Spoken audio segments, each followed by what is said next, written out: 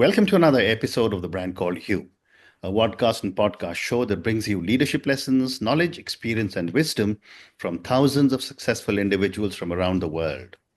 I'm your host, Ashutosh Garg, and today I'm privileged to welcome a very senior corporate professional from the world of academia, from Hyderabad, India, Dr. Chandrasekhar Sripada. Dr. Sripada, welcome to the show. Thank you. Thank you very much. Dr. Sripada is a clinical professor in organizational behavior at the Indian School of Business. He's an author, and all of you know I'm very partial to authors. He's an author of a book titled Shaping the Future of Work, Building Flexible Work Options and Unleashing the Human Capital of Bharat. He's been recognized as the Professor of the Year for teaching human capital management in the Management of Family Business program. So, sir, my first question to you is, tell me about your journey from being a corporate leader to becoming a professor at the Indian School of Business. Thank you. Thank you very much for having me. And that question is often asked, and Yeah. I have asked this to myself.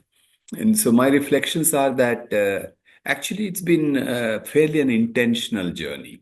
So therefore, it's kind of easier for me. Long years ago, much at the very early stages of my corporate life, Yeah. I had almost kind of made up my mind that someday I should be able to go back to the academics and teach. I think that is where my, like they say, ikigai moment would come. Okay. And therefore, very early in my life, I pursued research, got a formal qualification, which would enable me to join. But, at least in my times, the teaching world was not very well paid, and the corporate world was. Correct. So I thought that, look, first I have to settle down and build a life for me and my children, and then also gain enough experience so that the classroom will be more interesting than just theory. Yeah. So both of that worked. I kept on. Maybe I should have joined in retrospect a little earlier than when I did, but I waited all the way till I retired. But what I did is, during this entire career, I always grabbed every opportunity to teach. Right. Within the company, I led the learning function very often. And I contributed to various universities, IIMs, etc. during as a kind of they may call it moonlighting, but I was not doing. I was doing it pro Yes. bono. Yes. And I was, however, teaching. I also taught at ISB before I formally joined ISB. Okay. So it was a very intentional journey, thoughtfully kind of crafted to arrive in academics, propelled by my own conviction that Absolutely. I probably have that strength and I should use it at some point of time. That's how I'm in academics. It's an To amazing that extent, journey. it's not been a jerky I didn't land up with a third or something. But you're so right. But I don't meet too many people who have planned their life post superannuation as well as you have. I did. Thank you for sharing this. I honestly did. Every part of it. I Yeah. was, for example, just to illustrate that, I was in Bangalore. I was heading HR for the South Asia of IBM. And there were a few years left for my retirement. I first decided, where should I settle? And I knew that if I could settle in Hyderabad, then I could teach at ISB. And so I came to Dr. Reddy's. All that was actually planned. And like God's grace, whatever I planned happened.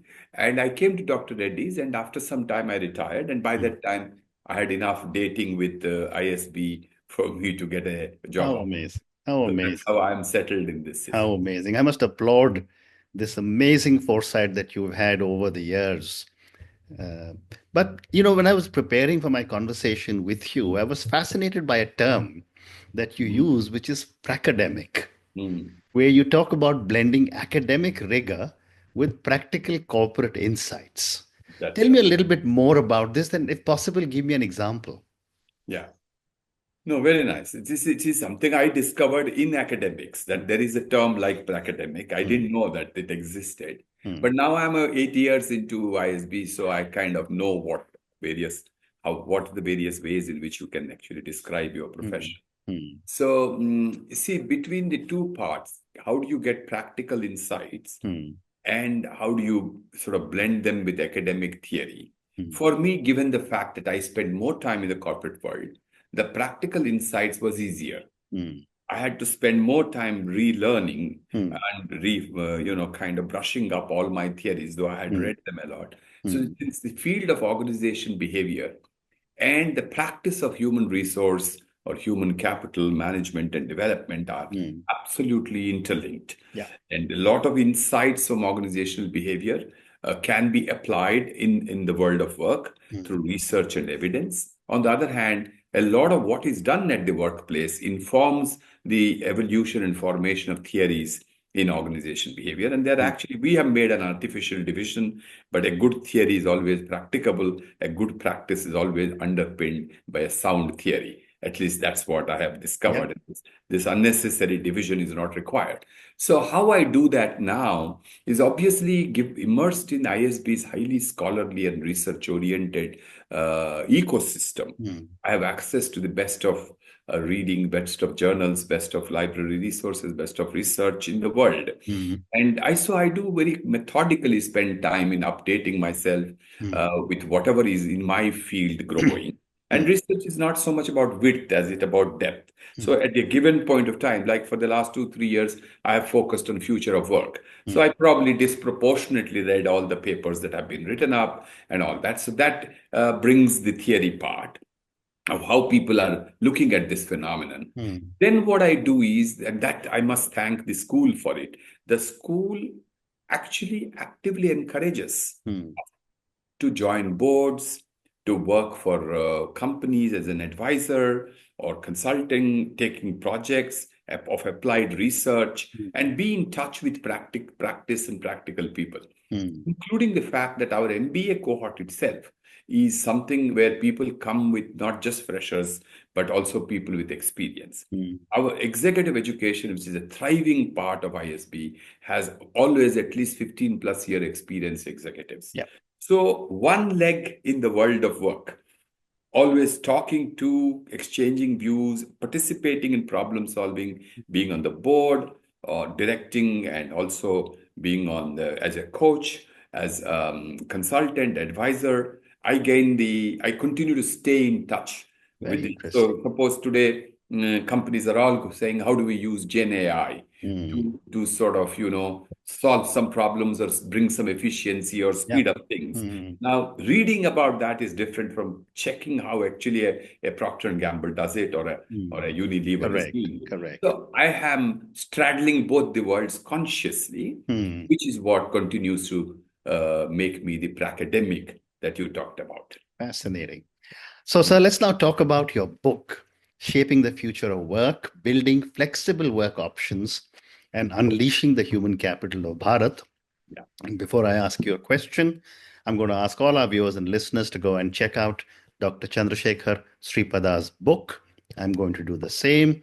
And my question is, what are some of the biggest challenges India faces in implementing flexible work options across industries? Well, there are many. The topmost one is obviously the managerial and leadership mindset.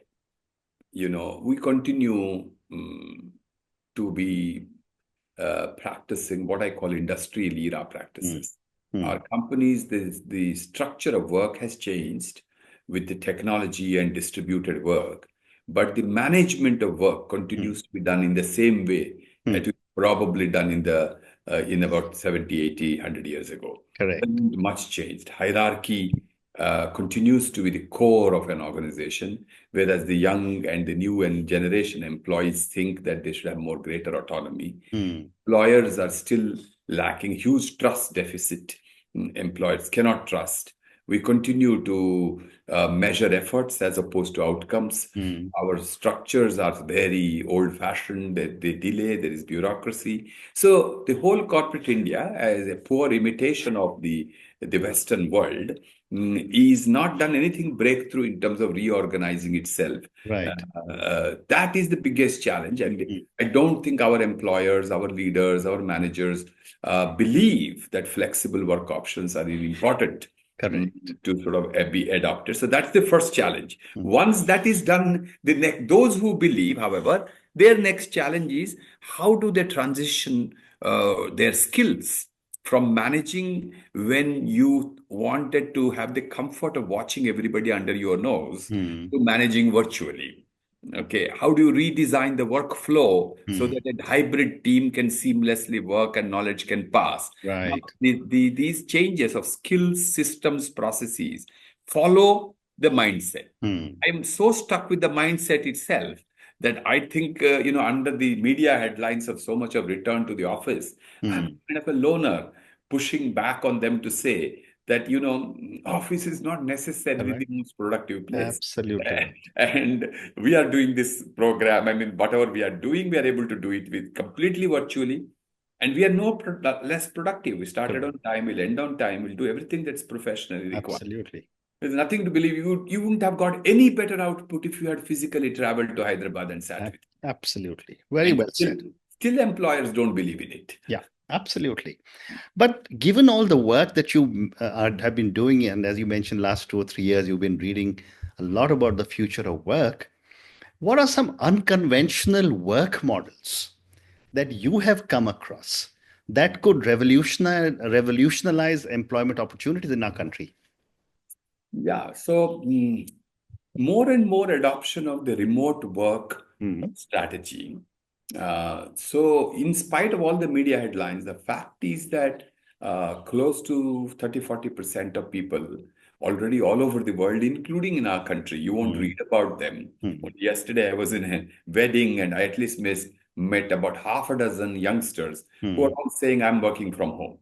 So fact is that working from home, working from hybrid co-location spaces, working from neighborhoods, working from once in a while to go to the office is already settled as a kind of a mainstream alternative. Right.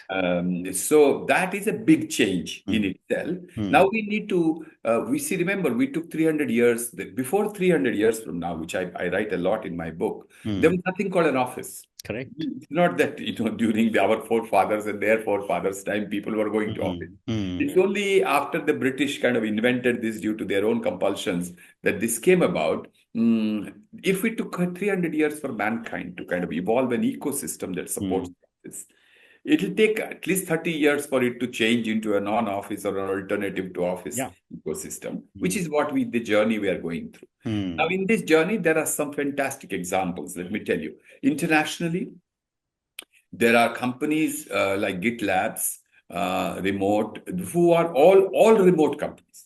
Large companies run by thousands of employees in different countries. There is nothing called an office. They don't go there. Yeah.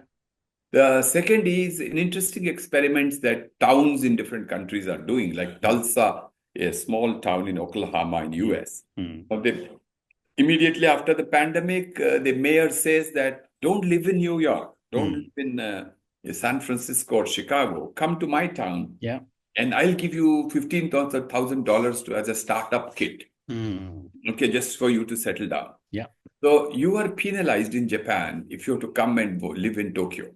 They are trying to push back people to smaller towns. So these are, some broader social experiments. Yeah. Come to a very specific in India, 2-3 things that are very exemplary. One is what Zoho Corporation is doing.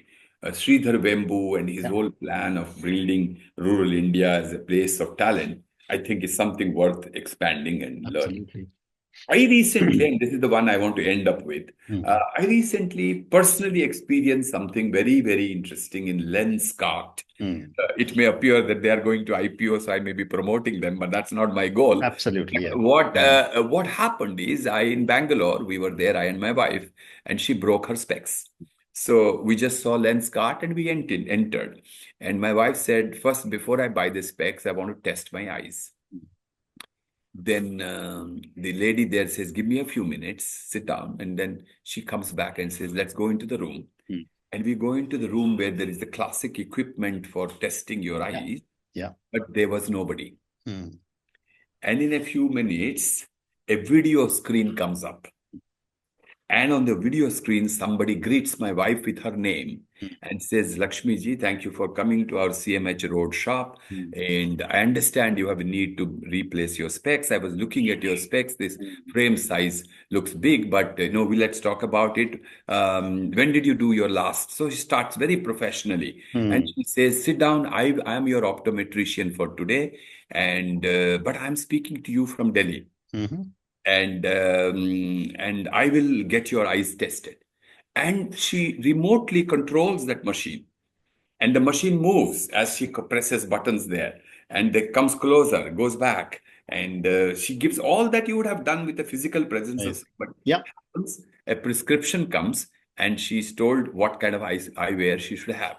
I go to the manager of the shop and say, what is this? This is new. He says, look, this is so optimal for us. Why do we want to hire an optometrician who may have 1 or 2 jobs a day, full time stuck to this place? Correct.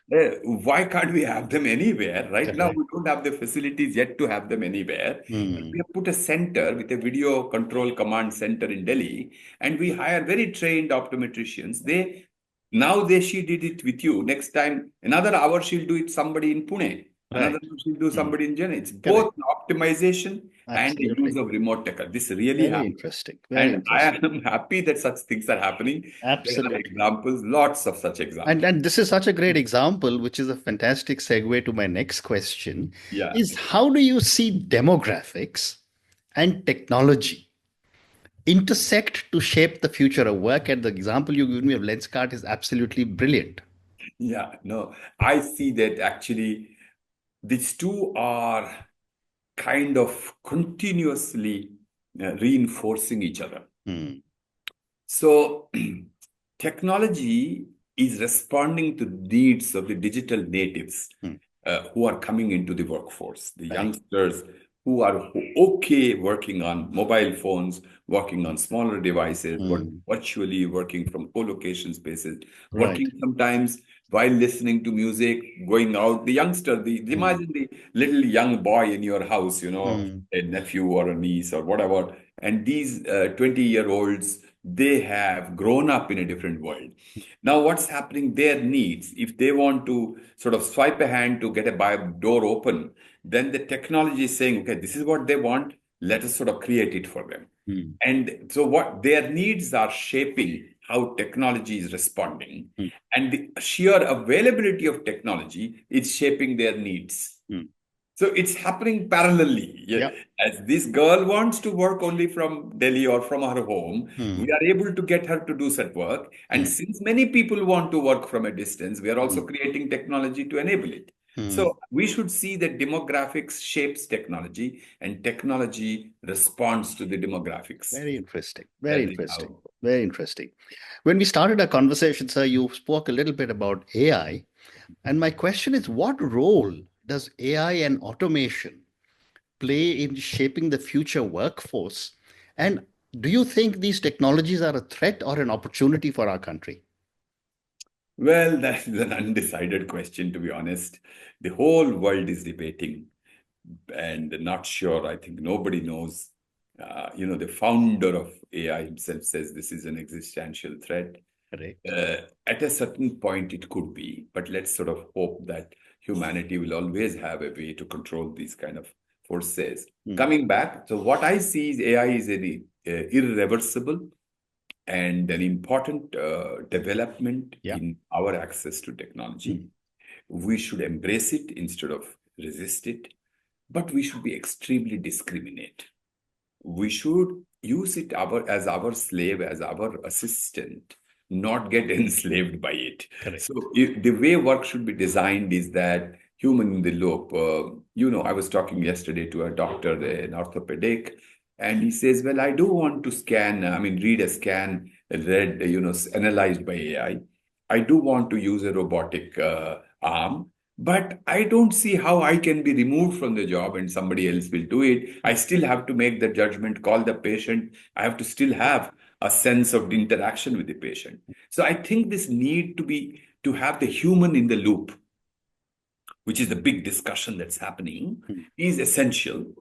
And we should hasten the work that's now happening all over the world Our Prime Minister was there in Europe, Paris, and we are all working towards governing AI.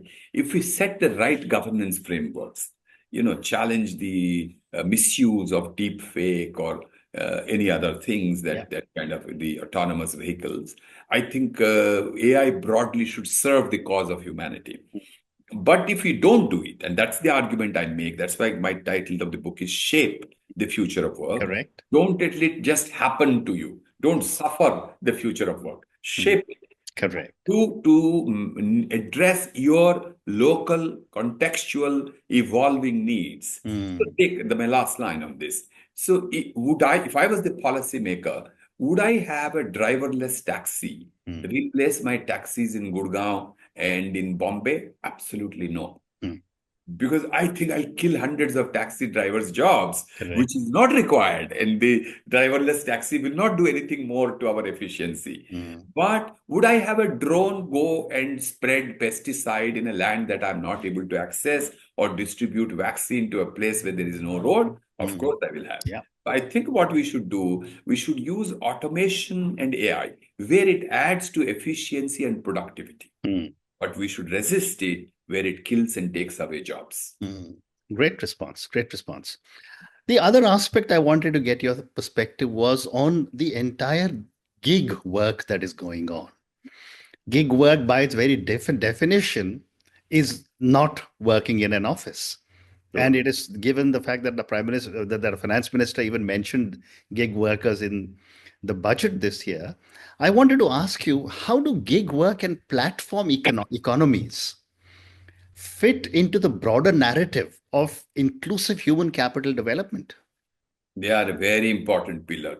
In fact, I'm guessing that, add the freelance to it and part-time and other models like that, which is not full-time career employment, gig work and platform work would be almost 70-80% of all work in the next 10 years is how I see it. Yeah.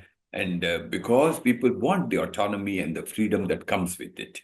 And it is possible. Technologies have already evolved to a point where we can get things done. And gig work is addressing a large number of needs. Anybody who comes from overseas and looks at me ordering on Blinkit and the order comes in 10 minutes, people are just wowed, they're blown off that in India we are able to do this. Absolutely. And in the meanwhile, that person is getting a job. So I have a domestic servant. I send him, since I don't need him throughout the day, I send him for employment. Unfortunately, his company closed. So I asked, what will you do? He says, and I'll join Swiggy. I'll join Uber. I said, why? She says, it gives me freedom. Correct. I can work when I want. I don't want to work when I want. Yeah. And the next generation will ask it. So for all those people who believe that people must keep on only working, I'm telling you that there's a lot of talk like that. I don't believe in it. We cannot have a burnout nation. Correct. We must have, people work when they are productive and when they want to work. We cannot impose and prescribe working hours. And that is not a basic minimum, of course. That is born in the era of career employment. But career employment, nobody is seeking these days. So to your question, is gig work important? Yes, it will shape the future of work. It will be the staple of the future of work. And it will allow us to experiment a lot of things. The only thing we should be cautious about is how do we create a reasonable social security, health and welfare amenities for our gig workers so they don't get just sort of completely lost due to the disorganization. That's the only thing on which we should. There are possibilities to do. Well said. Otherwise, we should embrace that form of work because it combines productivity with autonomy. Very interesting. So, sir, I've got time for one more question. And this is that, do you think cultural shifts are necessary for India to embrace the future of work fully? And if so, how can this be achieved? Yeah, the first part is easy. Second part, it is an obvious statement that cultural shifts are required. Culture standing for our values and beliefs. If the values are still steeped in feudalism, in believing that loyalty and personal loyalty and long hours and inflexible industrial models of work are the ways to work, then obviously we will not embrace the new benefits that the new world of work is presenting. So cultural change is almost a prerequisite. How do we do it is a bigger issue at a scale of our nation, for that matter, in any society. First thing is we have to be patient. Cultural change won't happen in a week to month to a year or 2 years. It will happen over decades. How it will happen is when people who believe in it actually play a more proactive role. So, for example, in my book, at the end of the book, there is a QR code. Yeah. And I'm asking readers to join me on a LinkedIn debate on a special invited group to continue the ideas of what I'm debating or discussing in the book and apply it at work.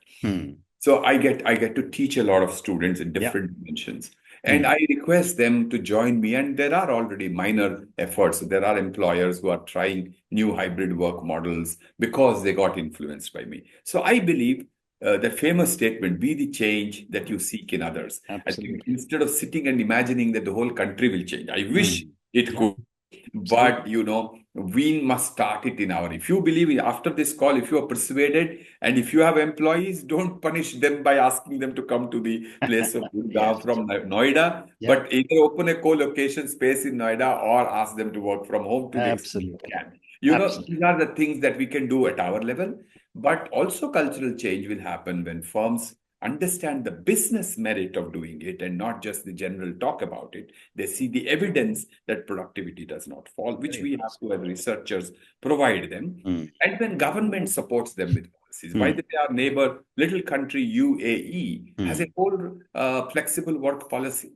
They have already announced a policy. They have, by government regulations, they have enabled flexible work. So we should learn from those countries. So various things that other countries are doing to foster flexible work, we should do so. At a government level, policy regulation enablement. At a firm and industry level, greater conviction by using already available data and evidence and technology. At a personal level, actioning what you believe. If the three come together, then over a period of time, pushed by our Gen Zs and the new generation, we will be more into the future of work than how we are resisting. Fascinating. And then on that note, sir, because I must mention that the brand called you from day one has had flexible work, and not just in Gurgaon or Noida or anything, but all over the country. So our people are working all over the country. But I want to just say thank you so much for speaking to me about your own amazing journey. As I mentioned, I've not met too many people who has planned out their career, their life so precisely as you have done. Thank you for talking to me about your book, Shaping the Future of Work. I think we addressed some very interesting points. You spoke about some of the big challenges of India. You shared with us some interesting and unconventional work models. You talked to us the importance of demographics and technology and how they intersect to shape the future of work. You also spoke to us about AI, about gig work, and about cultural shifts. Thank you, sir, for speaking to me, and all the very best to you. Thank you. I really enjoyed talking to you. Thank you.